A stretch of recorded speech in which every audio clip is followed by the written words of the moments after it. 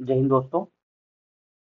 जैसा कि आपको पता है कि यूपीपीसीएस प्री के जो करंट अफेयर्स के क्वेश्चन होते हैं, उससे जो सबसे संबंधित बुक और बड़ी इंपॉर्टेंट बुक है जिससे सभी लोग करंट अफेयर्स तैयार करते हैं, वो है ई दृष्टि, जो भट्टाचार्य प्रकाशन द्वारा पब्लिश की जाती है।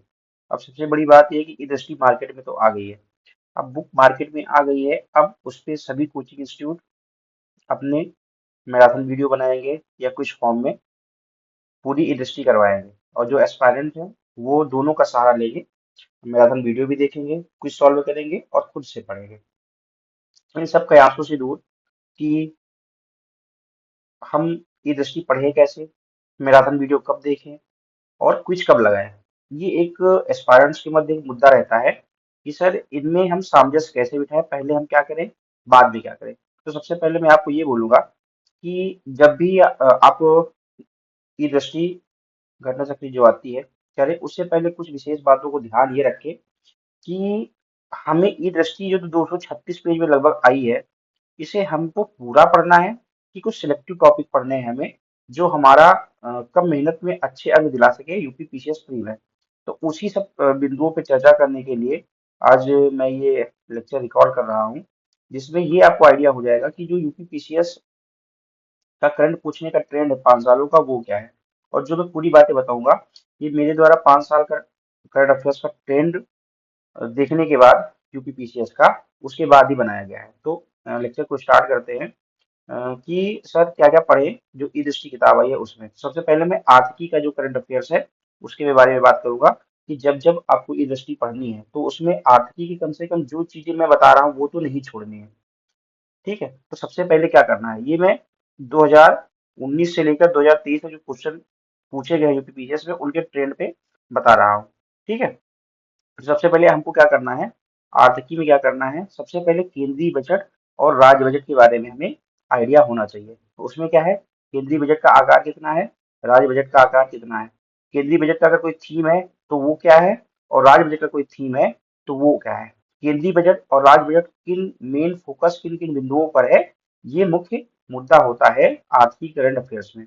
फिर दूसरी चीज क्या है कि बजट का आकार कितना है, केंद्रीय बजट का आकार कितना है और राज्य बजट का आकार कितना है, राजकोषीय घाटा कितना है और मुद्रास्फीति आदि। ये दोनों के बारे में बात कर रहा हूँ, जो भारत सरकार का हो चाहे उत्तर प्रदेश सरकार का हो। उसके बाद तीसरा पॉइंट क्या है कि जो रुपए का आगमन होता है और प्रस्थान होता है, मतलब कहाँ कहाँ से पैसा आता है और कहाँ कहाँ को जाता है, इस संबंध में टॉप 5 आगमन की और टॉप 5 जहाँ को पैसा जाता है, इसके बारे में आपको लिस्टिंग बना लेनी है। उसके बाद क्या करना है, केंद्र सरकार के बजट में और राज्य सरकार के बजट में बहुत सी योजनाओं के बारे में जिक्र होती है।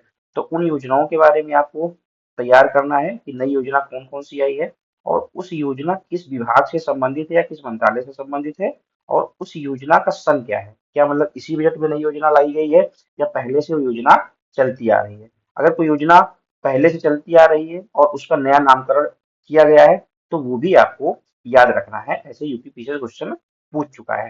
ठीक है, जो नई योजनाएं चला चालू हो रही है उस नई योजनाओं के बारे में, उनसे संबंधित मंत्रालय के बारे में और उनका बेसिकली क्या उद्देश्य है उसके बारे में आपको आइडिया होना चाहिए। उसके बाद बजट में क्या होना चाहिए, जो मंत्रालयों के बजट आवंटन किए गए हैं उसमें आपको टॉप 3 मंत्रालय जो है उनका जो अमाउंट है वो कम से कम मोटा मोटा आपको याद रखना है। ठीक है, अब आर्थिक सर्वेक्षण में क्या विशेष ध्यान रखना है, आर्थिक सर्वेक्षण का मेन थीम क्या है ये ध्यान रखना है, क्योंकि यूपी पीसीएस आर्थिक सर्वेक्षण से ज्यादा क्वेश्चन नहीं पूछता है। ठीक है, ये हो गई पूरी बजट के बाद। अब दूसरी जो इम्पोर्टेंट चीज है वो रिपोर्ट्स है, जो यूपी पीसीएस बहुत पूछता है। तो मेन मेन रिपोर्ट्स है जो world economic forum, world bank, NITI Aayog और यूनाइटेड नेशन द्वारा जारी की जाती है। डब्ल्यूएचओ और आईएलओ की रिपोर्ट भी यूपी पीसीएस पूछ लेता है। ठीक है, जैसे यूनाइटेड नेशन की एक होती है फ्रंटियर रिपोर्ट, ये यूपी पीसीएस पूछ चुका है। उसके बाद ह्यूमन डेवलपमेंट इंडेक्स, ठीक है, world hunger index, world happiness index, world population index. ठीक है, ये कुछ इंडेक्स हैं जिनसे पिछले सालों में यूपी पीसीएस क्वेश्चन पूछा है। अब आपको क्या करना है कि जो इंडेक्स है इनको जारी करने वाला कौन है, कौन सी संस्था है, दूसरी चीज क्या है कि टॉप 3 देश कौन कौन से हैं और भारत की स्थिति उस साल किस रैंक पर भारत आया है। ठीक है, और जो ये इंडेक्सेस है, ठीक है, वो किस कब से जारी किया जाता है। एक बार यूपी पीसीएस ने क्वेश्चन पूछ लिया था शायद हंगर इंडेक्स के बारे में पूछा था कि वो कब से जारी किया जाता है। ठीक है, तो ऐसे क्वेश्चन पूछ लिए जाते हैं। फिर चलते हैं तीसरे पॉइंट पर कि डेज के बारे में। ठीक है, डेज डेज बहुत पूछता है कि किस दिन क्या मनाया जाता है। यूपी पीसीएस का एक ट्रेंड रहा है।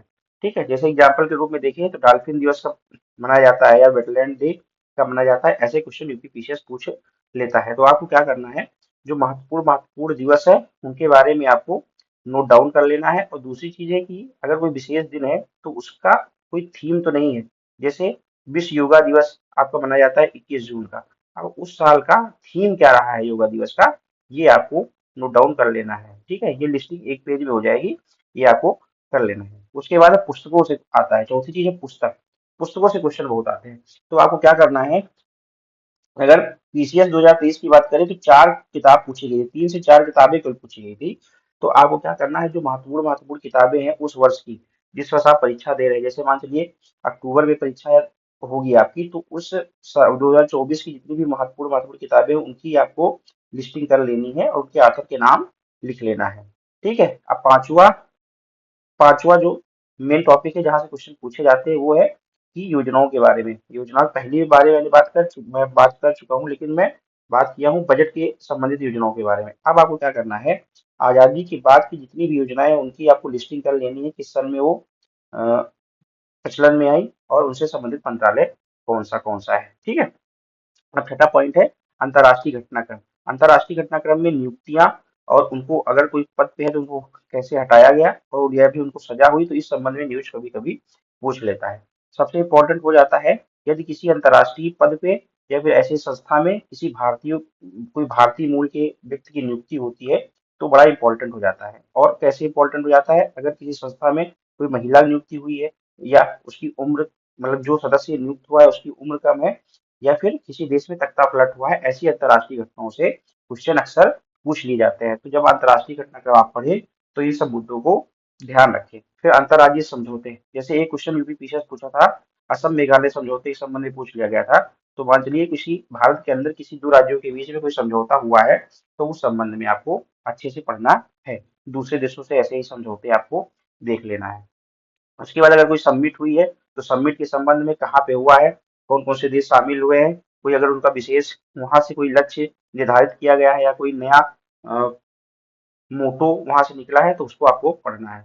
कोई बड़ा आयोजन अगर भारत में हुआ है या विश्व में हुआ है तो उसके बारे में आपको जानकारी होनी चाहिए। जैसे एससीओ का सबमिशन हुआ या एससीओ की बैठक हुई या फिर G7 की बैठक हुई, तो इन बारे में आपको ध्यान रखना है। उसके बाद स्थापना पुरस्कार और अगर या सम्मान या किसी विशेष व्यक्ति की मृत्यु हुई है उसके बारे में जानकारी आपको, जब ये दृष्टि आप पढ़ें तो विशेष रूप से यह ध्यान रखें। जैसे पुरस्कार में नोबेल पुरस्कार के संबंध में जानकारी होना चाहिए, साहित्य अकादमी या ज्ञानपीठ पुरस्कार के संबंध में जानकारी होनी चाहिए, या पुलित्जर पुरस्कार अगर है, ऑस्कर पुरस्कार है तो इससे जानकारी होनी चाहिए। पिछले 2-3 सालों में देखा गया कि ऑस्कर से एक ना एक क्वेश्चन पूछा जा रहा है। तो ठीक है, तो ये विशेष रूप से आप तैयार कर लीजिएगा। ठीक है, भारतीय ने अगर कोई, अभी खेल के संबंध में हम आएंगे कि खेल के संबंध में देखो कोई चैंपियनशिप अगर आयोजित हुई है भारत में, क्योंकि ये ट्रेंड रहा है चैंपियनशिप से क्वेश्चन बहुत पूछे जा रहे हैं, चाहे पीसीएस में हो चाहे यूपीएससी में हो। जैसे अभी उसका जो हुआ था चेस चेस चैंपियनशिप के बारे में क्वेश्चन यूपीएससी ने पूछ लिया था और यूपी पीसीएस भी ट्रेंड रहा है पूछने का। खेलों में विशेष रूप से यूपी पीसीएस क्या करता है कि टेनिस को, बैडमिंटन को, क्रिकेट को ज्यादा फोकस करता है, या फिर ऐसे खेलों का जिसमें ओलंपिक में भारत ने अच्छा प्रदर्शन किया है। तो आपको क्या करना है, जैसे मान चलिए इस बार 2020 विश्व कप हुआ, इंडिया जीती है, तो उसके संबंध में आपको जानकारी होना चाहिए कि ये विश्व कप कहाँ हुआ या कोई खेल प्रतिस्पर्धा है वो कहाँ हुई, भारत किस नंबर पे उसमें रहा या पदक तालिका में भारत किस नंबर पे रहा, उस खेल विशेष का प्रतीक क्या रहा है या कोई थीम रहा है उस साल का। ये सब चीजें आपको ध्यान रखनी है। टॉप 3 परफॉर्मेंस वाली वाले देश कौन से हैं और भारत की स्थिति क्या रही है। यदि कोई नए गेम शामिल हुए हैं इस संबंध में तो आपको उसको नोट डाउन कर लेना है। उसी खेल में अगर कोई कम उम्र की महिला ने कोई पदक जीता है या कोई पुरुष ने पदक जीता है या फिर सबसे अधिक उम्र के किसी ने पदक जीता है या फिर संख्या में अगर अधिक पदक जीता है, ये सब आपको ध्यान रखना है। उसके बाद अब आते हैं डिफेंस से कौन से क्वेश्चन पूछे जाते हैं। डिफेंस में एक्सरसाइज पूछी जाती है, चाहे वो वायुसेना वाली हो, चाहे जल सेना की हो, चाहे थल सेना की हो। ठीक है, नए सैन्य अभ्यास अगर हो रहे हैं तो उनके संबंध में जानकारी आपको होना चाहिए। कोई डीआरडीओ या फिर रक्षा मंत्रालय कोई नया उपकरण विकसित कर रहा है तो उसके उसके शब्द से क्वेश्चन पूछ लेते हैं, ठीक है, उसके संबंध में कैरेक्टरिस्टिक जो नए उपकरण बनते हैं उनकी विशेषताओं के बारे में क्वेश्चन पूछा गया है। बजट एलोकेशन डिफेंस में कितना होता है इसके बारे में भी जानकारी आपको होना चाहिए।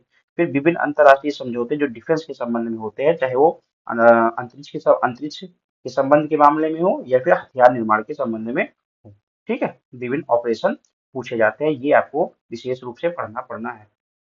उसके बाद खेल के बारे में हमने बता दिया। चर्चित टेक्नोलॉजी एक और मुद्दा होता है जहाँ से क्वेश्चन पूछे जाते हैं, ठीक है, तो ये किस संस्था ने इसका इनोवेशन किया, इसका काम क्या है, जैसे मान चलिए भारत में आईआईटी मद्रास ने कोई काम किया है, कोई अच्छा काम किया है, तो ऐसे संस्थाओं जो किसी विशेष उद्देश्य के लिए कुछ काम करती है उनको कभी कभी पूछ लिया जाता है।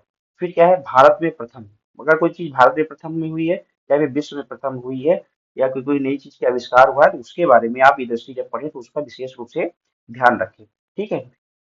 विभिन्न देशों में राष्ट्र प्रमुखों की नियुक्ति होती है या चुनाव होता है, जैसे राष्ट्रपति हो, प्रधानमंत्री हो, तो उनके बारे में जानकारी आपको रखनी है, चाहे नई नियुक्तियां हुई हो या फिर तख्ता पलट हुआ है, कोई विशेष अभियान उस संबंध में किया गया उसकी भी जानकारी होनी चाहिए, क्योंकि 2022 या 30 में क्वेश्चन पूछ लिया गया था, 2022 में शायद पूछा गया था, जो तंजानिया की राष्ट्रपति थी, एक महिला थी, उनका नाम पूछ लिया गया था। तो ये सब आपको ये दृष्टि पढ़ते टाइम ध्यान रखना है।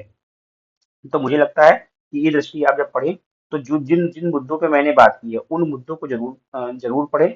बाकी 236 पेज की लगभग किताब है तो सब चीज कवर करना आप लोग के लिए भी पॉसिबल नहीं है और हमको लगता है किसी कोचिंग इंस्टीट्यूट के लिए भी पॉसिबल नहीं है।